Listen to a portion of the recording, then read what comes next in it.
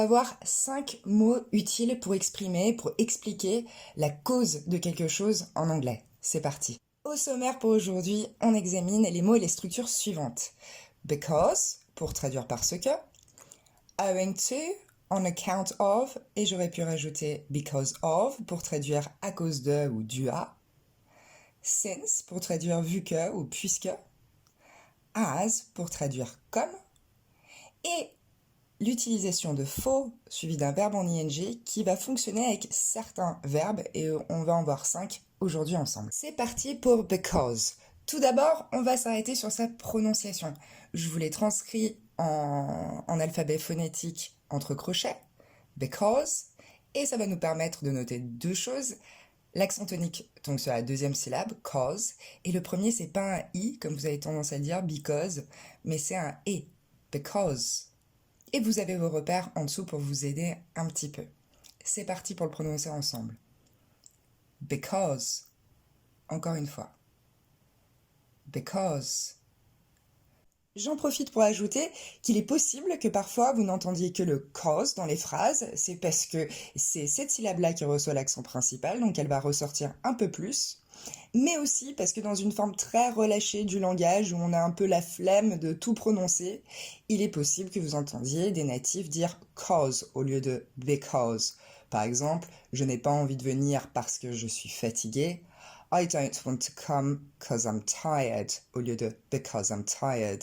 Mais enfin, c'est une forme, comme je dis, très très relâchée et pas tout à fait correcte du langage. On jette un coup d'œil à sa structure. Elle est relativement simple, elle ressemble au français. Because va être suivi d'une proposition. Donc, je ne veux pas venir parce que je suis malade. La proposition c'est je suis malade. Donc un petit bout de phrase, sujet, verbe, complément. Et on va retrouver la même chose en anglais. I can't come because I'm ill. J'aurais très bien pu dire because I'm sick. Et maintenant, on regarde de quelle façon on peut le transférer à d'autres contextes très facilement en faisant simplement varier la proposition et éventuellement le début de phrase. Ici, sous les yeux, j'ai gardé toujours le début de phrase et puis j'ai fait varier la cause, justement. I didn't phone the client because I forgot. I didn't phone the client because my phone is broken. I didn't phone the client because I was busy. Et là, vous notez la prononciation de busy qui n'est pas busy ou bousy, mais bien busy. Allez, cette fois, c'est à vous. Vous avez 4 énoncés sous les yeux. Je vous invite à les traduire à l'aide des structures qu'on vient de voir ensemble.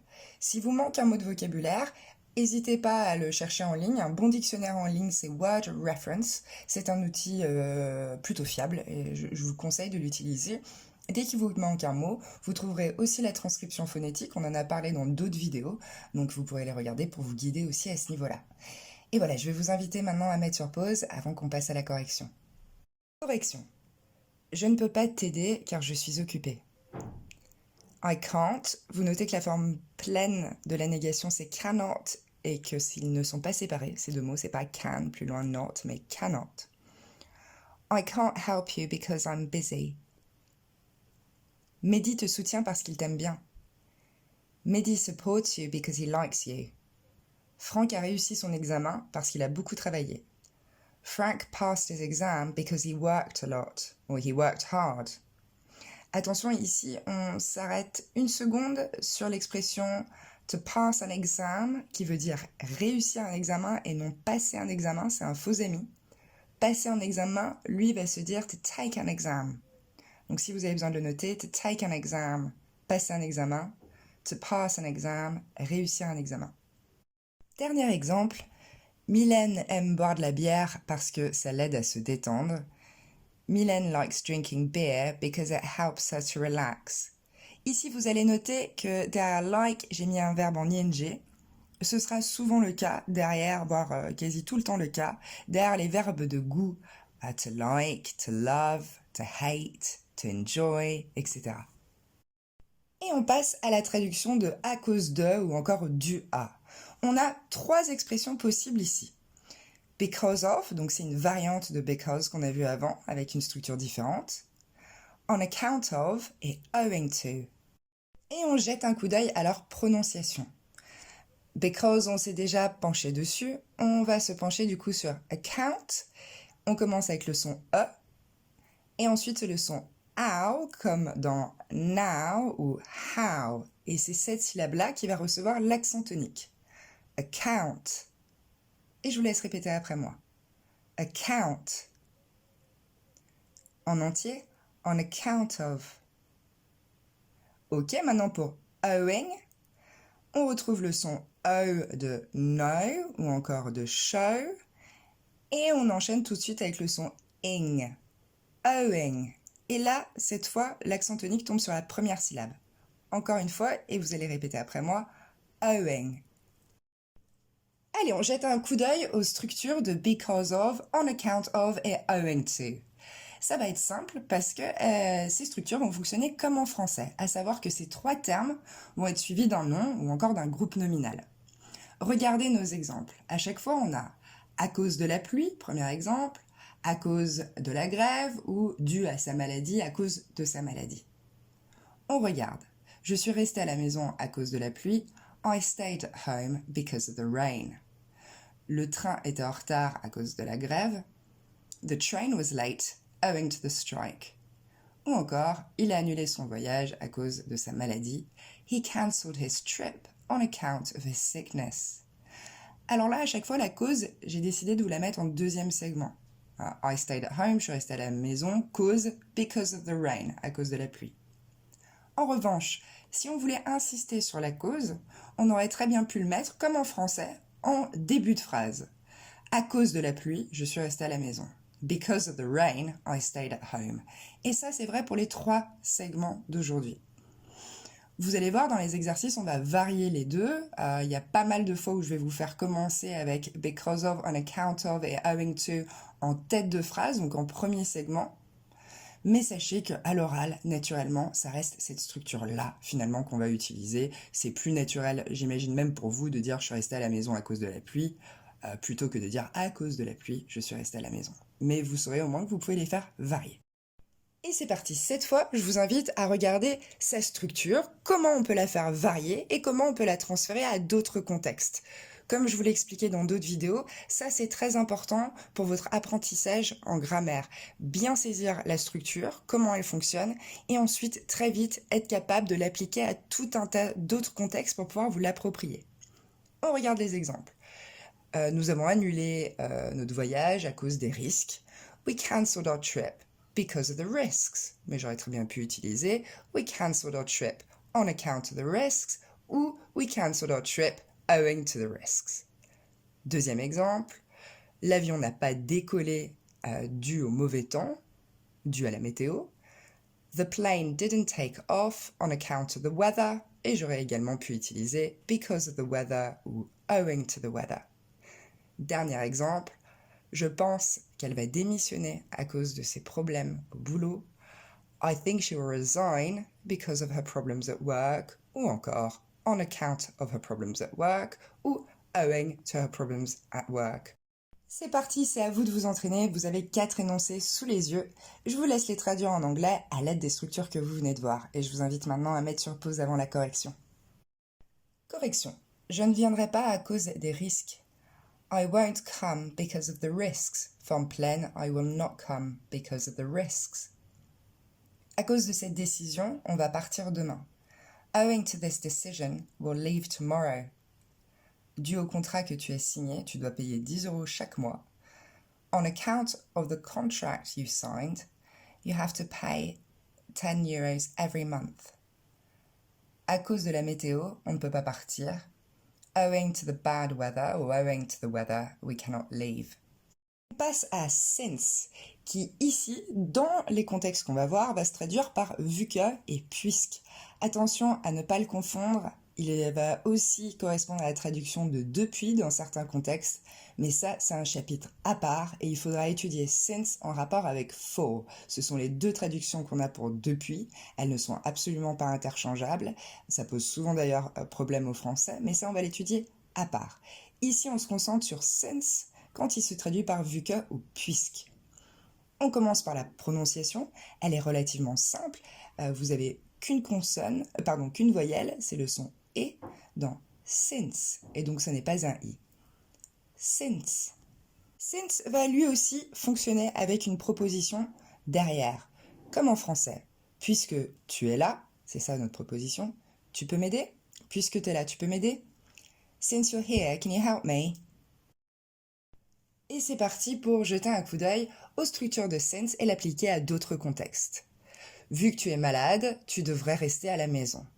Since you're ill, you should stay at home. Vu que Sarah vient, on peut prendre sa voiture. Since Sarah's coming, we can take her car. Vu que Leslie est si maladroite, elle va avoir besoin de ton aide. Since Leslie is so clumsy, she will need your help. Ok, maintenant c'est à vous. Vous avez 3 énoncés en français que je vous invite maintenant à traduire en anglais à l'aide du point qu'on vient de voir.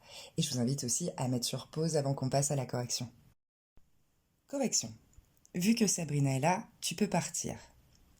Since Sabrina is here, you can leave. Puisque tu viens avec nous, lis le contrat. Since you're coming with us, read the contract. Puisque tu es bon en anglais, viens m'aider. Since you're good at English, come and help me. Ok, je m'arrête juste sur 2 points. Je vous ai souligné to be good at English, simplement parce que je trouve que les Français ont toujours du mal à traduire être bon en anglais. Et enfin, pour come and help me, vous n'avez peut-être pas produit exactement cet énoncé à partir de viens m'aider, c'est pas forcément évident. Si vous voulez regarder la structure de come et son utilisation, vous avez une petite leçon en ligne sur la différence entre to come et to go et la façon dont ils se structurent tous les deux. On passe à as pour traduire comme. Attention, as a plein d'autres utilités, plein d'autres traductions. Si vous regardez dans un dictionnaire, vous verrez la multitude d'entrées qu'il y a pour as. Aujourd'hui, on s'intéresse à un aspect, c'est comme. Sa prononciation sera facile, c'est un vrai A, comme le A de cat ou hat. On va le prononcer as, dans sa forme pleine ici. Eh bien, lui aussi, il fonctionne comme les autres, il est suivi d'une proposition. Comme on est en retard, on va prendre un taxi. As we're late, we'll get a taxi. Et c'est parti pour transférer as à d'autres contextes. As you know, Mr. Porter is arriving at 6. Comme vous le savez, Monsieur Porter arrivera à 6 heures. As I have to go, we'll talk about this tomorrow. Comme je dois partir, on parlera de ça demain. Je vous en ai rajouté un qui n'a rien à voir avec la cause, mais j'en profite puisque là, as se traduit aussi par comme. Donc c'est as usual, you're late. Comme d'habitude, tu es en retard. Si vous vous demandez comment vous pouvez traduire comme d'habitude, on dit as usual. Et c'est parti, à vous maintenant de traduire 4 phrases du français vers l'anglais pour vous entraîner avec as. Je vous invite maintenant à mettre sur pause et on se retrouve juste après pour la correction. Correction. Comme tu peux le voir, c'est très efficace. As you can see, it's very efficient. Comme on est en retard, je suggère qu'on traite le point C en premier. As we're late, I suggest we deal with point C first. Comme tu es fâché, on parlera demain. As you're angry, we'll talk tomorrow. Et là, je voulais rajouter, même s'il ne fait pas vraiment partie intégrante de notre leçon, comme d'habitude, t'as raison. As usual, you're right. C'est parti pour notre dernier point aujourd'hui. Il concerne for. Attention, ceci n'est pas du tout un cours exhaustif sur for qui prend différentes fonctions et différents sens dans la langue anglaise. Ici, on est bien sur notre chapitre pour exprimer la cause, et donc for va nous servir à ça en plaçant derrière les 4 verbes qui suivent. Remercier, to thank, c'est un vrai A, et je vais vous laisser répéter après moi. To thank, encore une fois, thank. Il va aussi venir se placer derrière blame, pour tenir pour responsable, accuser quelqu'un. Ici, c'est le son A, to blame. Ensuite, pour pardonner, to forgive. Ici, on trouve le son E pour le OR. Vous l'accentuez surtout pas, c'est pas forgive, mais forgive. Et to apologize, pour s'excuser. Notez qu'en anglais, ce n'est pas un verbe réflexif, à contrario du français, s'excuser. Et on va le décomposer au niveau de sa prononciation. C'est pas un A, mais un E au début, et il n'est pas du tout accentué, c'est le deuxième, pas, le, encore le son E, et enfin le son I pour jize. Lentement, apologize. Un tout petit peu plus vite, apologize. Encore un peu plus vite, apologize, to apologize. Dernière remarque, for ici va être pris au milieu de notre phrase. Il ne sera donc pas du tout prononcé for dans sa forme pleine, mais il sera prononcé f comme dans sa forme réduite. Thank you for coming et pas thank you for coming. Allez, on jette un coup d'œil à des exemples. Ok, alors question de structure. Vous aurez deux choix. Soit for ici va être suivi d'un verbe et dans ce cas-là le verbe sera en ing, soit c'est directement un nom. Et je vous ai fait alterner les deux structures dans notre premier exemple.